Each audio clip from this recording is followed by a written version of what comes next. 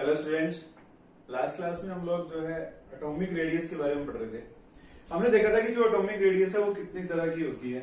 उसमें से जो है पहली यानी कि कोवेलेंट रेडियस को हमने स्टडी कर लिया था और उसके बाद आयनिक रेडियस जो थी वो आधी हमारे बीच में रह गई थी। तो आज हम उसको ही आगे कंटिन्यू करेंगे। तो हमने जो है सबसे पहली चीज तो क्या पढ़ी कि एटॉमिक रेडियस को हम चार तरीके से स्टडी करेंगे। कौन कौन से हैं वो चार चीजें जिससे हमने एटॉमिक रेडियस को देखना था, कल भी पढ़ा था। सबसे पहली तो आती है आपकी कौन सी, कोवेलेंट रेडियस। उसके बाद दूसरी हमने पढ़ी वो क्या थी, आयनिक रेडियस। फिर तीसरी पढ़ी हमने कौन सी, मेटालिक रेडियस। पढ़नी है जो कि नाम पढ़ा था। और चौथी जो है वो कौन सी आपकी, वंडर वॉल रेडियस, जिसमें से हमने कोवेलेंट रेडियस को कल पढ़ लिया था। उसके अलावा आयनिक रेडियस हमने जो स्टार्ट की थी, हाफ पढ़ ली थी। हमने देखा था कि जो आयन्स होते हैं, आयन्स बेसिकली क्या होते हैं, वो कैसे बनते हैं और जो आयनिक रेडियस है वो क्या होती है, और आयन्स की रेडियस उनके रिस्पेक्टिव एलिमेंट के कंपैरिजन में कम या ज्यादा होती है, हमने कल देख लिया था। तो आयनिक रेडियस को आगे कंटिन्यू करेंगे।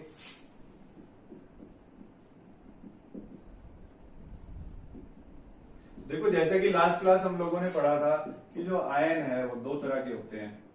आयन पहली बात क्या है, आयन क्या होता है, चार्ज कैरिंग स्पीशीज।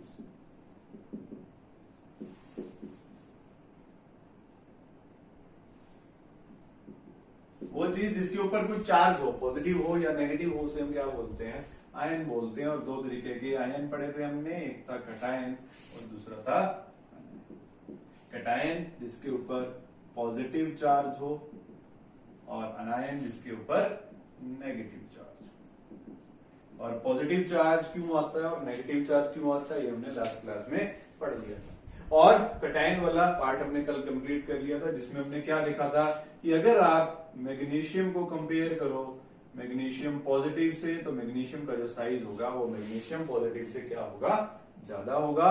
क्यों होगा ज्यादा, वो हमने पढ़ लिया था कि मैग्नीशियम का एटॉमिक नंबर है 12। तो सेंटर के अंदर न्यूक्लियस प्रेजेंट है, इसके चारों तरफ ये 12 इलेक्ट्रॉन घूम रहे हैं। पहली शेल में 8, दूसरी में 8, फिर 2। इसके पास मैग्नीशियम के पास जो प्रोटॉन है यानी कि पॉजिटिव चार्ज वाले जो आयन है, यहां पर सेंटर न्यूक्लियस के अंदर जो प्रेजेंट है पॉजिटिव चार्ज वाली स्पीशीज, वो कितनी है, 12 है। और इलेक्ट्रॉन भी कितने हैं, 12 है। बट पॉजिटिव चार्ज कब आता है, जब वो एक इलेक्ट्रॉन लूज कर देता है। तो प्रोटॉन तो उतने ही रहते हैं बट इलेक्ट्रॉन एक कम हो जाता है। तो हमने इसको समझा था कि यहां पर 12 प्रोटॉन 12 इलेक्ट्रॉन को अपनी तरफ अट्रैक्ट कर रहे हैं, बट एक इलेक्ट्रॉन कम होने के कारण जो 12 प्रोटॉन है अब 11 इलेक्ट्रॉन को अपनी तरफ अट्रैक्ट करेंगे। तो ऑब्वियसली बात है अट्रैक्शन जो होगी वो इंक्रीज हो जाएगी, और अट्रैक्शन इंक्रीज होगी तो ये शेल जो है टुवर्ड्स न्यूक्लियस थोड़ी सी मूव कर जाएगी, जिस वजह से उसका साइज होगा वो डिक्रीज हो जाएगा। एंड अगर 2 इलेक्ट्रॉन रिमूव कर दोगे तो उसका साइज और भी छोटा हो जाएगा। तो आज हम बात करेंगे अनायन के बारे में कि अनायन यानी कि कोई एलिमेंट जब इलेक्ट्रॉन गेन कर लेता है तो गेन करने के बाद उसके साइज पे क्या फर्क पड़ता है वो देखेंगे। तो अनायन बेसिकली जिसे हम क्या बोलते हैं, नेगेटिवली चार्ज। तो पहले तो हम ये देखेंगे कि उसके ऊपर नेगेटिव चार्ज क्यों आता है। तो अगर हम देखें, जैसे कि मैं बात कर रहा हूं क्लोरीन की, अगर क्लोरीन एक इलेक्ट्रॉन गेन कर लेता है तो उसके ऊपर चार्ज आ जाता है नेगेटिव। ऐसा क्यों होता है कि इलेक्ट्रॉन गेन करने के बाद उसके ऊपर चार्ज आ जाता है नेगेटिव। तो देखो क्लोरीन का एटॉमिक नंबर आप जानते हो कितना है, 17। ठीक है, तो 17 एटॉमिक नंबर का मतलब क्या है कि उसके पास प्रोटॉन कितने होंगे, 17 प्रोटॉन होंगे। ठीक है, और इसके ऊपर कोई चार्ज नहीं है, मतलब उसके पास इलेक्ट्रॉन भी कितने होंगे, 17 इलेक्ट्रॉन होंगे। ठीक है, अब ये जो है एक इलेक्ट्रॉन गेन करने के बाद इसका एटॉमिक नंबर तो नहीं बदलता ना भैया, वो तो 17 ही रहेगा, क्योंकि प्रोटॉन तो चेंज नहीं हुए, इलेक्ट्रॉन चेंज हुए हैं। तो एक इलेक्ट्रॉन गेन करने के बाद भी प्रोटॉन तो कितने रहते हैं, 17 ही रहते हैं। अब एक इलेक्ट्रॉन बढ़ गया, पहले 17 इलेक्ट्रॉन थे, अब कितने इलेक्ट्रॉन हो गए, 18 इलेक्ट्रॉन्स हो गए। बोलो बात समझ में आ गई, सिंपल सी बात है क्लोरीन के पास 17 इलेक्ट्रॉन थे, एक इलेक्ट्रॉन गेन कर लिया, अब इलेक्ट्रॉन कितने हो गए? 18 इलेक्ट्रॉन हो गए। तो यहां पर जो है आप क्या देखोगे कि क्लोरीन के सेंटर में जहां पर पॉजिटिव चार्ज, जहां न्यूक्लियस है आपका, न्यूक्लियस के अंदर जो आपके प्रोटॉन प्रेजेंट होते हैं, न्यूट्रल क्लोरीन के अंदर प्रोटॉन कितने हैं? यहां पर 17 प्रोटॉन है, यानी कि 17 प्लस चार्ज वाली स्पीशीज है, और 17 ही नेगेटिव चार्ज वाली स्पीशीज है, 2 इसमें, 8 इसमें और 7 इसमें। ठीक है, तो यहां पर बेसिकली क्या हो रहा था, और ये जो 2 यहां पर, 8 यहां पर और 7 यहां पर है, इन सभी के ऊपर नेगेटिव चार्ज। जो न्यूक्लियस है वो क्या कर रहा है? इन नेगेटिव चार्जेस को अपनी तरफ अट्रैक्ट कर रहा है। तो ऑब्वियस ही बात है 17 इलेक्ट्रॉन जो है, 17 प्रोटॉन जो है वो 17 इलेक्ट्रॉन को यहां पर न्यूट्रल क्लोरीन के अंदर अट्रैक्ट कर रहे थे। अब एक इलेक्ट्रॉन गेन करने के बाद, क्या हो गया? अब जो है 17 प्रोटॉन 18 इलेक्ट्रॉन्स को अट्रैक्ट कर रहे हैं। अब देखो सिंपल सी बात है, पहले क्या था कि 17 लोग मिलके किसी काम, एक सेम काम को कर रहे थे। अब वही 17 लोग एक और मुश्किल काम को कर रहे हैं, यानी कि आप कह सकते हो कि 17 लोग पहले मिलके गाड़ी खींच रहे थे, अब 17 लोग मिलके एक ट्रक को खींच रहे हैं, तो उनकी जान जो है वो ज्यादा लगेगी। ठीक है, या आप कह सकते हो कि वो उसको उतना नहीं कर पाएंगे जितना पहले कर रहे थे। देखो जैसे फॉर एग्जांपल, हम सिंपल सा एग्जांपल लेते हैं कि 17 पीपल जो है पहले एक कार को पुल कर रहे थे। ठीक है, तो वो आसानी से उसको खींच पाते थे। ठीक है, तो अब जो है वो एक ट्रक को पुल कर रहे हैं। ठीक है, पहले 17 लोग जो है वो एक कार को अपनी तरफ खींच रहे थे, अब जो है वही 17 लोग एक ट्रक को खींच रहे हैं। तो बताइए अट्रैक्शन कहां पर ज्यादा हो? अट्रैक्शन का मतलब कि क्या वो कार को अपनी तरफ आसानी से खींच पाएंगे कि ट्रक को अपनी तरफ आसानी से खींच पाएंगे? ऑब्वियसली बात है, ट्रक जो है वो कार से ज्यादा भारी है, तो यहां पर उतनी ज्यादा अट्रैक्शन नहीं होगी, उतना ज्यादा उसको इजीली वो पुल नहीं कर पाएंगे। तो सेम चीज है यहां पर, पहले थे 17 प्रोटॉन 17 इलेक्ट्रॉन को अट्रैक्ट कर रहे थे, अब जो है 17 प्रोटॉन 18 इलेक्ट्रॉन को अट्रैक्ट कर रहे हैं, तो उतनी अट्रैक्शन नहीं रहेगी जितनी यहां पर थी। अब अगर अट्रैक्शन कम हो जाती है, अब क्या हुआ है यहां पर, प्रोटॉन तो उतने ही है बट इलेक्ट्रॉन जो है वो बढ़ गए हैं, 2 8 हो गए। तो पहले 17 प्रोटॉन 17 इलेक्ट्रॉन को अट्रैक्ट कर रहे थे, अब 17 प्रोटॉन 18 इलेक्ट्रॉन को अट्रैक्ट कर रहे हैं, तो उतनी अट्रैक्शन नहीं रहेगी। और अगर उतनी अट्रैक्शन नहीं रहेगी, ये उतनी एफिशिएंसी से उस शेल को या लास्ट इलेक्ट्रॉन जो यहां पर प्रेजेंट है उसको अट्रैक्ट नहीं कर पाएगा, तो ये शेल स्लाइटली जो है न्यूक्लियस से दूर चली जाएगी। अगर न्यूक्लियस से थोड़ी सी दूर चलेगी तो ये जो डिस्टेंस है between nucleus and the valence shell, जिसे हम एटॉमिक रेडियस का नाम देते हैं, वो क्या हो जाएगा? इंक्रीज हो जाएगा।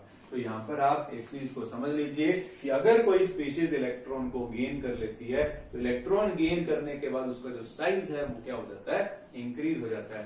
तो फॉर एग्जाम्पल, अगर मैं ऑक्सीजन का एग्जाम्पल लूं और एक ऑक्सीजन के ऊपर नेगेटिव चार्ज है, एक ऑक्सीजन के ऊपर 2 नेगेटिव चार्ज है, तो इन तीनों में से जो साइज बड़ा होगा, सबसे बड़ा साइज किसका होगा? ऑक्सीजन 2 नेगेटिव का। अब देखो ऑब्वियसली बात है, अगर इन दोनों को मैं कंपेयर करूं तो यह न्यूट्रल, इसने क्या किया? एक इलेक्ट्रॉन गेन कर लिया। तो ऑक्सीजन का एटॉमिक नंबर आप जानते हो कितना है? 8। तो इसके अंदर प्रोटॉन कितने हैं? 8 प्रोटॉन, इसमें भी 8 और इसमें भी 8। तो प्रोटॉन कभी भी चेंज नहीं होते हैं चार्ज आने पर, हमेशा इलेक्ट्रॉन ही बदलेगा। तो इसके पास इलेक्ट्रॉन कितने? 8। इस पे एक नेगेटिव चार्ज है, तो इलेक्ट्रॉन कितने हो गए? एक इलेक्ट्रॉन गेन कर लिया होगा, तो इलेक्ट्रॉन कितने हो गए? 9। और इसके पास कितने हैं? 10। तो यहां पर जो है 8 प्रोटॉन 8 इलेक्ट्रॉन को अट्रैक्ट कर रहे हैं, यहां पर 8 प्रोटॉन 9 इलेक्ट्रॉन को अट्रैक्ट कर रहे हैं, तो उतनी अट्रैक्शन नहीं रहेगी। अट्रैक्शन कम हो जाती है तो जो शेल है वो न्यूक्लियस से दूर चली जाएगी, तो साइज बढ़ जाएगा। ठीक है, और ऑक्सीजन 2- की बात करोगे तो यहां पर क्या होगा? एक इलेक्ट्रॉन और आ गया। आप क्या कर रहे हैं? 8 प्रोटॉन 10 इलेक्ट्रॉन को खींच रहे हैं, तो इसमें जो है अट्रैक्शन और भी कम हो जाएगी। तो अट्रैक्शन कम हो जाएगी तो ये जो शेल है ये थोड़ी सी और दूर हो जाएगी न्यूक्लियस से, तो इसका साइज और भी बढ़ जाएगा। तो इन तीनों को कंपेयर करेंगे तो ऑक्सीजन 2- का साइज जो है ऑक्सीजन माइनस से बड़ा होगा, और ऑक्सीजन माइनस का साइन जो है वो साइज जो है वो ऑक्सीजन से बड़ा होगा। और यहां पर आप क्लियरली देख सकते हो कि क्लोरीन नेगेटिव जो है उसका साइज क्लोरीन से बड़ा होगा। ठीक है, तो ये होगी आपके this was all about the ionic radius. तो कैटायन और अनायन जो है इन दोनों को अगर आप कंपेयर करोगे कि किसकी एटॉमिक रेडियस ज्यादा होती है तो आप सिंपली कंपेयर कर सकते हो। और इसको समअप करने के लिए हम एक बात बोल सकते हैं कि अगर किसी एलिमेंट के ऊपर पॉजिटिव चार्ज आता है तो पॉजिटिव चार्ज आने की वजह से उसका साइज डिक्रीज हो जाता है और नेगेटिव चार्ज आने की वजह से उसका साइज इंक्रीज हो जाता है। और जितना ज्यादा पॉजिटिव चार्ज आएगा उतना ज्यादा साइज कम होता चला जाएगा और जितना ज्यादा नेगेटिव चार्ज आएगा उतना साइज बढ़ता चला जाएगा। ठीक है, ये हो जाएगी आपकी आयनिक रेडियस। इसको हमने समझ तो लिया है, थोड़ा सा इसको लिख भी लेते हैं। तो इसको नोट कर लीजिए पहले, फिर मैं इसको थोड़ा सा और लिखवा लेता हूं।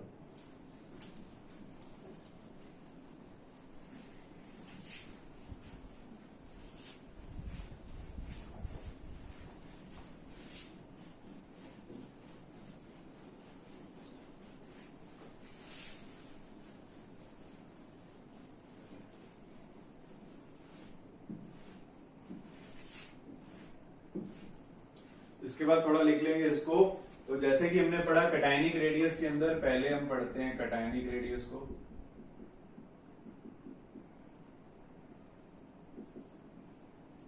तो कैटायनिक रेडियस में हम लिखेंगे on addition of electron cation forms but the number of protons remains constant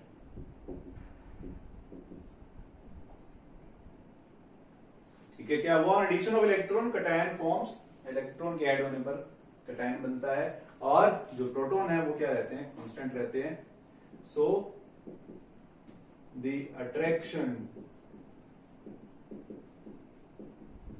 between nucleus and valence shell increases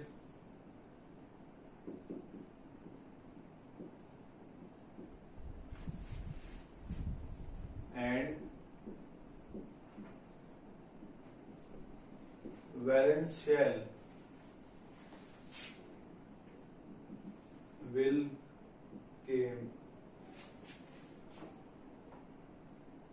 come more closer to the nucleus and hence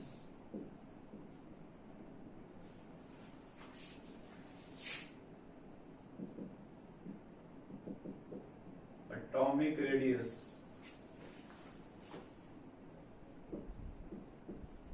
decreases।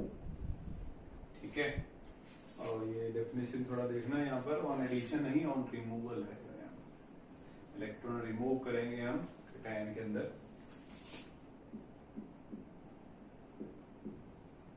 ठीक है, तो on removal of electron cation forms but the number of proton remains constant, so the attraction between nucleus and valence shell increases and valence shell will come more closer to the nucleus and hence atomic radius increases.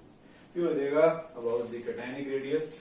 और दूसरा लिख लेंगे anionic radius के बारे में, और इसमें आप सिंपली लिख लोगे mg जो है वो mg प्लस से बड़ा होगा और mg प्लस जो है वो mg 2 प्लस से बड़ा। नेक्स्ट लिखेंगे एनायनिक रेडियस को।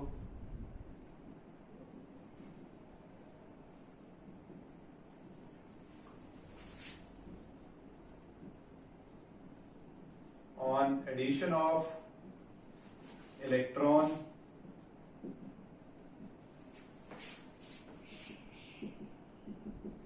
anion forms but the number of protons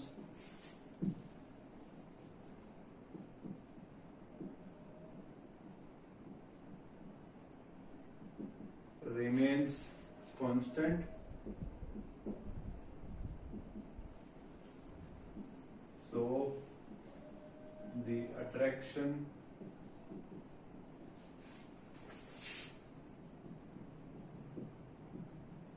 between nucleus and valence shell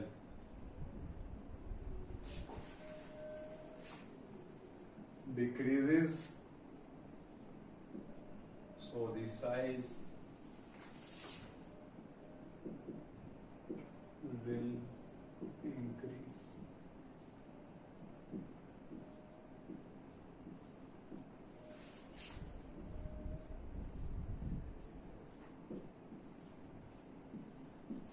ठीक है, तो ये हो जाएगी आपकी कैटायनिक और अनायनिक रेडियस कि जो इलेक्ट्रॉन ऐड करने पर आपका अनायन बन जाता है, इलेक्ट्रॉन ऐड करने पर अनायन बनेगा और प्रोटॉन जो है उतने ही रहेंगे, इसीलिए प्रोटॉन और इलेक्ट्रॉन में उतनी अट्रैक्शन नहीं रहती है, वो कम हो जाएगी।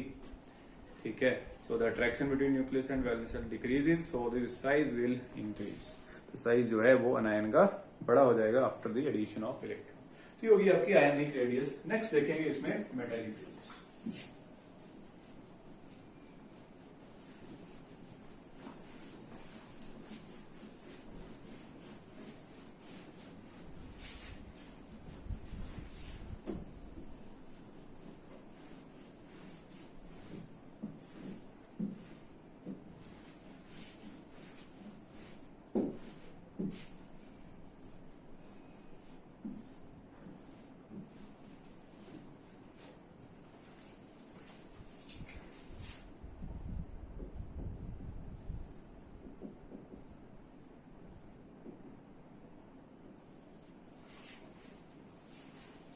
देखिए नेक्स्ट देखेंगे मेटेलिक रेडियस। तो जैसे कि हमने एक पहले पढ़ी थी कोवलेंट रेडियस।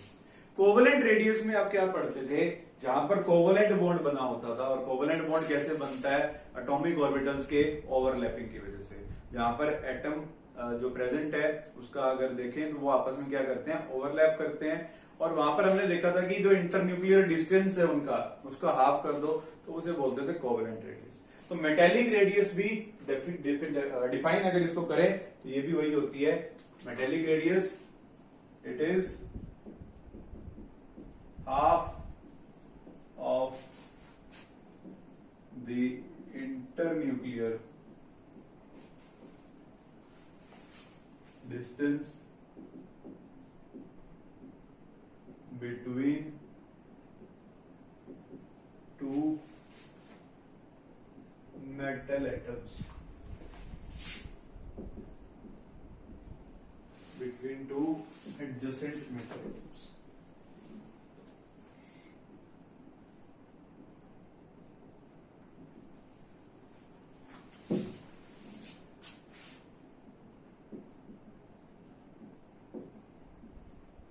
देखो अगर किसी मेटल का स्ट्रक्चर देखोगे तो जो मेटल का स्ट्रक्चर होता है उसके अंदर अगर आप एटम्स देखो तो वो कुछ इस तरीके से अरेंज होते हैं। सारे के सारे एटम जो है वो एक दूसरे को टच कर रहे होते हैं। मोस्टली मेटल्स आपको मालूम ही है, मोस्टली क्या लगभग सारे ही सॉलिड स्टेट में एग्जिस्ट करते हैं। आप मरकरी को छोड़ दीजिए बस, ठीक है। तो कुछ इस तरीके का स्ट्रक्चर मेटल का, कुछ लेटिस अगर आप देखोगे तो कुछ इस तरीके का नजर आएगा, ठीक है।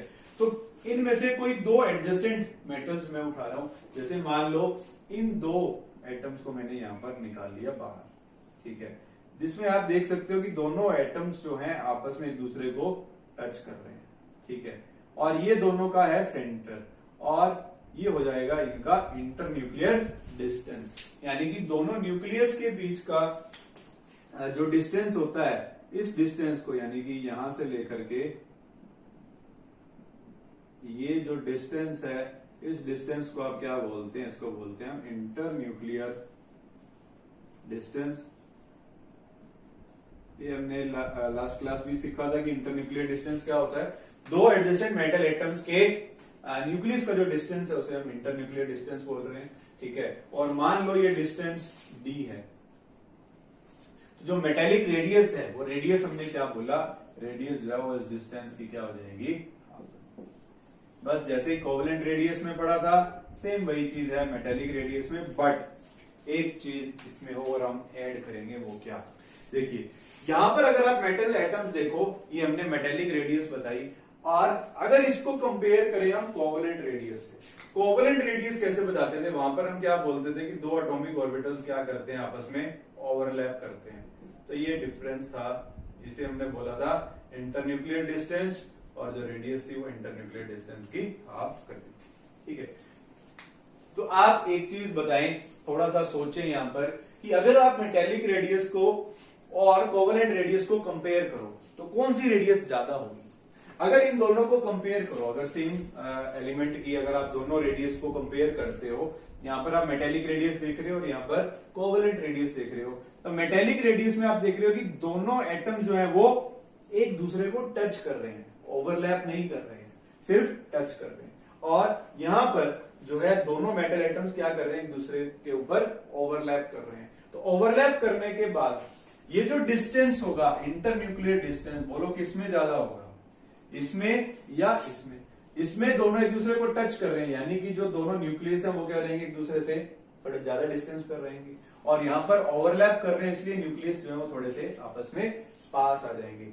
सो आप सिंपली बोल सकते हो कि जो इंटरन्यूक्लियर डिस्टेंस है वो मेटल एटम्स का, अगर आप कंपेयर करो किसी ऐसे मॉलिक्यूल से जहां पर क्या कर रखे हैं दोनों ने आपस में ओवरलैप किया हुआ, तो ये डिस्टेंस हमेशा ज्यादा होगा as compare to this distance. वो बात क्लियर हो रही है कि यहां पर जो है टच कर रहे हैं सिर्फ, और यहां पर ओवरलैप कर रहे हैं। सो दिस डी, अगर इसको मैं D1 लिख रहा हूं, इसको D2 लिख रहा हूं, तो D1 जो है वो हमेशा D2 से क्या होगा, बड़ा होगा। बोलो समझ में आ रही है बात, कि अगर तो कोवेलेंट बॉन्ड बनता है, कोवेलेंट बॉन्ड बनेगा तो यहां पर जो है ये ओवरलैप कर रहे हैं, जिस कारण ये जो डिस्टेंस है ये हमेशा इससे क्या होगा, कम होगा। ठीक है, तो अगर मैं कंपेयर करूं मेटेलिक रेडियस को कोवेलेंट रेडियस से, तो बताओ कौन सी रेडियस ज्यादा होगी? कौन सी रेडियस ज्यादा होगी? मेटेलिक रेडियस जो है वो हमेशा कोवेलेंट रेडियस से ज्यादा होगी। बोलो क्यों होगी? क्योंकि जो इंटरन्यूक्लियर डिस्टेंस है वो आपके मेटल एटम्स के अंदर ज्यादा होता है। कोवेलेंट रेडियस के अंदर अगर देखो तो यहाँ पर दोनों एटॉमिक ऑर्बिटल्स क्या करते हैं, आपस में ओवरलैप करते हैं, तो ओवरलैप करने के कारण जो इंटरन्यूक्लियर डिस्टेंस है वो क्या हो जाएगा, कम हो जाएगा। इसके बाद एक चीज लिखेंगे, वो क्या कि मेटेलिक रेडियस जो होती है वो हमेशा बड़ी होगी, किससे? Covalent radius.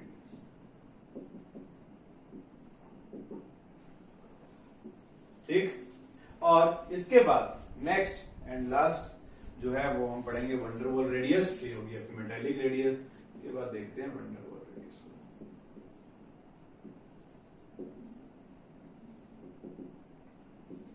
देखो वंडरवॉल ये बेसिकली क्या चीज होती है, अगर हम इसको देखें तो आपका जो है इससे नेक्स्ट चैप्टर जो है दैट इज केमिकल बॉन्डिंग, उससे अगला चैप्टर आएगा स्टेट्स ऑफ मैटर, उसमें हम वंडरवॉल को काफी डिटेल में पढ़ेंगे कि वंडरवॉल क्या चीज होती है। तो अभी मैं आपको मोटे तौर पे थोड़ा थोड़ा इसके बारे में बता देता हूं कि वंडरवॉल जो है रेडियस तो हम अभी पढ़ ही लेंगे। वंडरवॉल फोर्सेज होती हैं बेसिकली। एक फोर्सेज का मतलब क्या है, these are the internuclear forces. Internuclear forces मतलब मान लो दो आपके पास कोई एलिमेंट है, लेट्स से आपके पास एक कंटेनर है, हम पहले वंडरवॉल फोर्सेस को समझ लें फिर इस वंडरवॉल रेडियस को समझेंगे। इसके अंदर मान लो ये आपने हीलियम गैस भरी हुई है, ठीक है, ये आपके हीलियम के एटम्स, ठीक है, एक कंटेनर है उसके अंदर आपने हीलियम गैस को भरा हुआ है और ये हीलियम के एटम्स, ठीक है। अब ये जो हीलियम के एटम्स हैं, डिफरेंट एटम्स जो हैं, इन एटम्स के बीच में कुछ ना कुछ अट्रैक्शन तो जरूर होगी, ठीक है। जैसे कि हम बोलते हैं कि जो कोई सब्सटेंस सॉलिड स्टेट में एग्जिस्ट करता है उसमें क्या कर रहे होते हैं, जो दो एटम्स हैं एक दूसरे को बड़ा स्ट्रांगली अट्रैक्ट कर रहे होते हैं। लिक्विड में थोड़ा सा कम हो जाती है अट्रैक्शन और गैसेस में अट्रैक्शन और भी कम हो जाती है, बट कम होने का मतलब जीरो नहीं होता है, ठीक है, कुछ ना कुछ अट्रैक्शन जरूर है। तो जो गैसियस कोई भी आपके पास गैस है उसके अंदर भी अगर आप एटम्स देखोगे उनके अंदर कुछ ना कुछ अट्रैक्शन जरूर होती है, तो यहां पर भी ये अट्रैक्शन प्रेजेंट होगी। और ये जो इंटरन्यूक्लियर फोर्सेस होती हैं उसी में से ही एक टाइप है आपकी वंडरवॉल फोर्सेस ऑफ अट्रैक्शन, जो कि बेसिकली क्या होती है, एक एटम और दूसरे एटम के बीच में एक अट्रैक्टिव फोर्स है, जिसे हम कई सारी टाइप की फोर्सेस होती हैं और उन टाइप्स में से एक टाइप है आपकी वंडरवॉल फोर्सेस ऑफ अट्रैक्शन। और ये फोर्सेस बेसिकली आपको ये नोबल गैसेस के अंदर ही देखने को मिलती है, तो इसे हम क्या बोलते हैं, वंडरवॉल फोर्सेस ऑफ अट्रैक्शन। ठीक है, तो van der Waals forces of attraction basically आपको जो है नोबल गैसेस के अंदर देखने को मिलती है, जहां पर आपके जो एटम्स है वो न्यूट्रल होते हैं। न्यूट्रल यानी कि उनके ऊपर कोई चार्ज नहीं होता, जिसके चार्ज होता है उस पे डिफरेंट टाइप की आपको फोर्सेस देखने को मिल सकती हैं, बट जो आपकी ऐसे स्पीशीज हैं जिसके अंदर चार्ज नहीं होता है उसमें आपको वंडरवॉल फोर्सेस ऑफ अट्रैक्शन देखने को मिलती है। सो बेसिकली वंडरवॉल फोर्सेस क्या है, एक टाइप की इंटरन्यूक्लियर फोर्स है, यानी कि एक न्यूक्लियस और दूसरे न्यूक्लियस के बीच में फोर्स होगी। अब आइए समझते हैं वंडरवॉल रेडियस को। मान लो आपके पास क्लोरीन गैस है, ठीक है, और क्लोरीन के मॉलिक्यूल को मान लेते हैं, मैं कुछ इस तरीके से रिप्रेजेंट कर रहा हूं।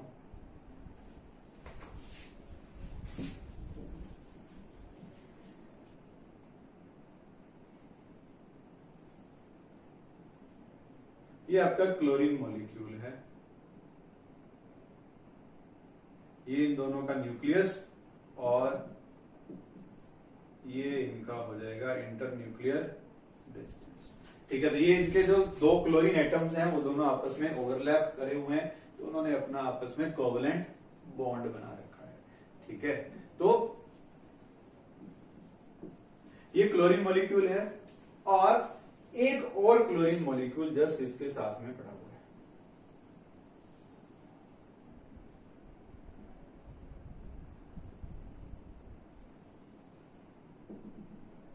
और ये इनका इंटरन्यूक्लियर डिस्टेंस। ठीक है, ये भी क्लोरीन का ही मॉलिक्यूल। तो जैसे कि मैंने आपको अभी बताया कि जो वंडरवॉल फोर्सेस होती हैं, जो वंडरवॉल फोर्सेस होती हैं वो बिटवीन टू डिफरेंट एटम्स या टू डिफरेंट मॉलिक्यूल्स होती हैं जो कि न्यूट्रल हो आपस में।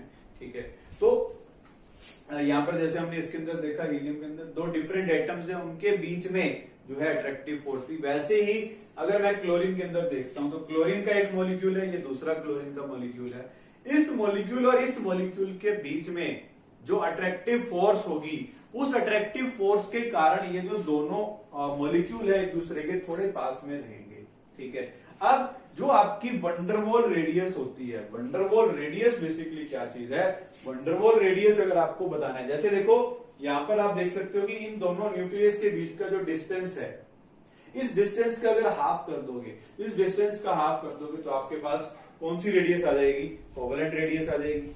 और अगर आपको बतानी है वंडरवॉल रेडियस, तो वंडरवॉल रेडियस कैसे बताई जाती है, वंडरवॉल रेडियस जैसे कि मैंने आपको बताया कि वंडरवॉल फोर्सेस होती है वो एक मॉलिक्यूल और दूसरे मॉलिक्यूल के बीच की फोर्स है। ठीक है, अब इसके लिए इसका न्यूक्लियस और एक दूसरे मॉलिक्यूल का न्यूक्लियस, यानी कि ये न्यूक्लियस और ये न्यूक्लियस, इन दोनों के बीच का जो डिस्टेंस होगा, इन दोनों के बीच का जो डिस्टेंस होगा वो बताएगा आपको वंडरवॉल रेडियस के बारे में। और इस डिस्टेंस को हम क्या कहते हैं, इस डिस्टेंस को हम बोलते हैं वंडरवॉल डिस्टेंस।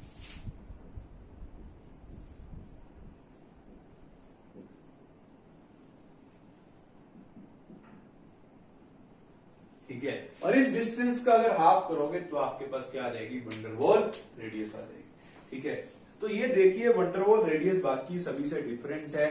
यहां पर क्या है, एक मॉलिक्यूल और दूसरे मॉलिक्यूल के बीच का न्यूक्लियस का डिस्टेंस आप देखते हो। ठीक है, क्या है, फिर से समझ लीजिए, एक क्लोरीन का मॉलिक्यूल ये पड़ा है, दूसरा क्लोरीन का मॉलिक्यूल ये पड़ा है।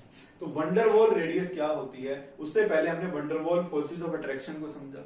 वंडरवॉल फोर्सेस ऑफ अट्रैक्शन का मतलब क्या होता है, एक मॉलिक्यूल और दूसरे मॉलिक्यूल के बीच की अट्रैक्टिव फोर्स। ठीक है, अब ये मॉलिक्यूल और ये मॉलिक्यूल एक दूसरे को अट्रैक्ट कर रहे हैं विद द सम फोर्स, जिस फोर्स को हम क्या बोल रहे हैं, वंडरवॉल फोर्स बोल रहे हैं।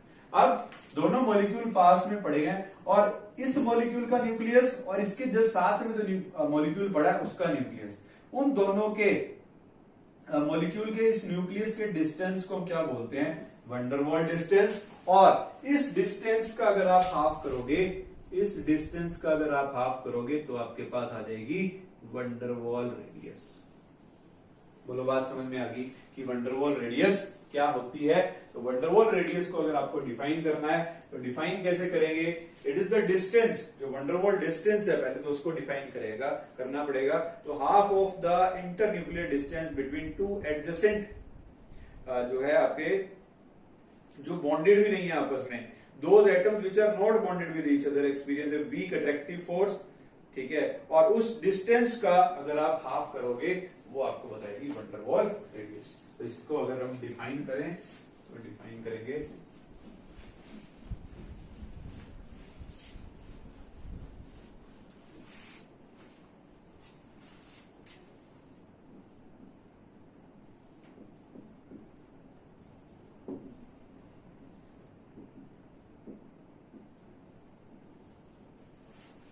तो वंडरवॉल रेडियस क्या हो जाएगी, द डिस्टेंस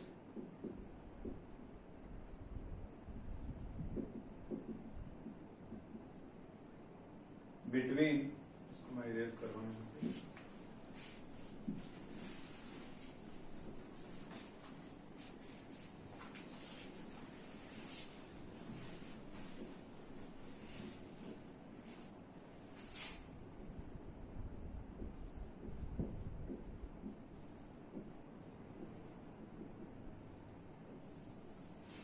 वंडरवॉल रेडियस बता दिए। तो वंडरवॉल रेडियस क्या होगी, the distance between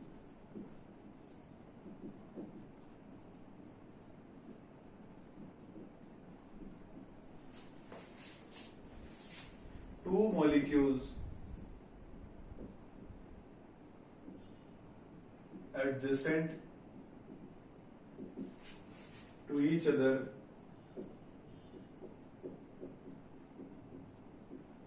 which are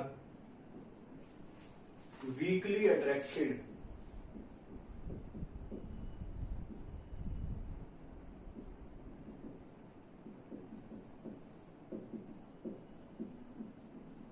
towards each other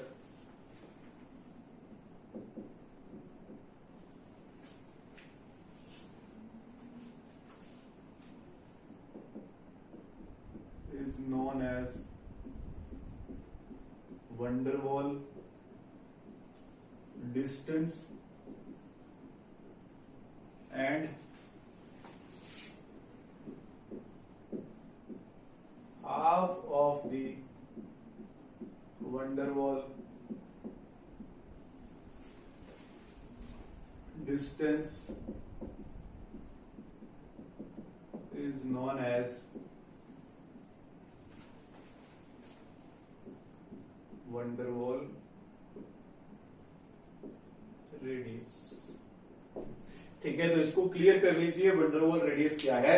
दो मॉलिक्यूल्स, सिंपल सी चीज, दो मॉलिक्यूल्स, उन दोनों के बीच का जो है एक, उन दोनों के बीच एक अट्रैक्टिव फोर्स है, और इस न्यूक्लियस और इस न्यूक्लियस का जो बीच का डिस्टेंस है उसे हम van der Waal डिस्टेंस कह रहे हैं। और इसका जो डिस्टेंस का हाफ कर दोगे तो वो क्या देगी आपके पास, van der Waal रेडियस है। van der Waal रेडियस हमने देखी बेसिकली कि दो मॉलिक्यूल जिसमें थोड़े दूर दूर होते हैं और उसके बीच का डिस्टेंस है।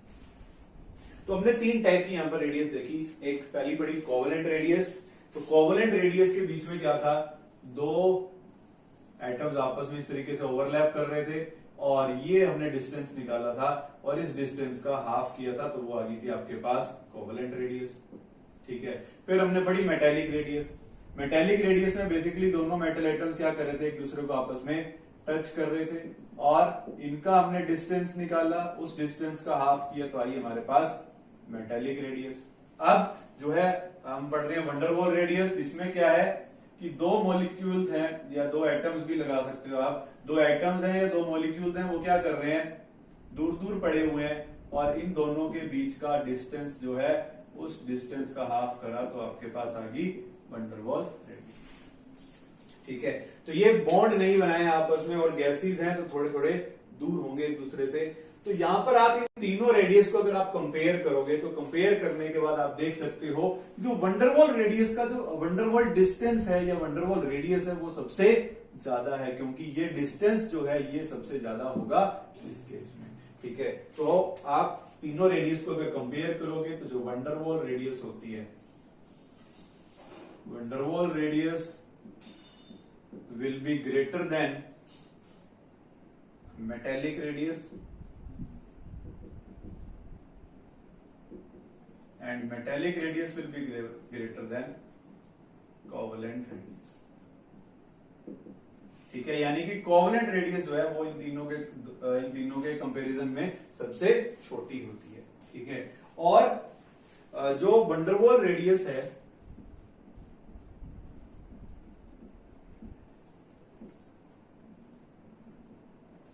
वो अप्रोक्सीमेटली 2 टाइम्स होती है आपके कोवलेंट रेडियस। ठीक है, तो याद रखना कोवलेंट रेडियस तो वैसे कम तो है ही है, वंडरवॉल रेडियस हमेशा कोवलेंट रेडियस से ज्यादा होगा, और अप्रोक्सीमेटली जो वंडरवॉल रेडियस होती है वो 2 टाइम्स होती है किसकी, कोवलेंट रेडियस की। ठीक है, so this was all about the radius concept. इसके बाद जो है हम नेक्स्ट चीज के ऊपर मूव करेंगे नेक्स्ट क्लास के अंदर। तो आज के लिए इतना ही।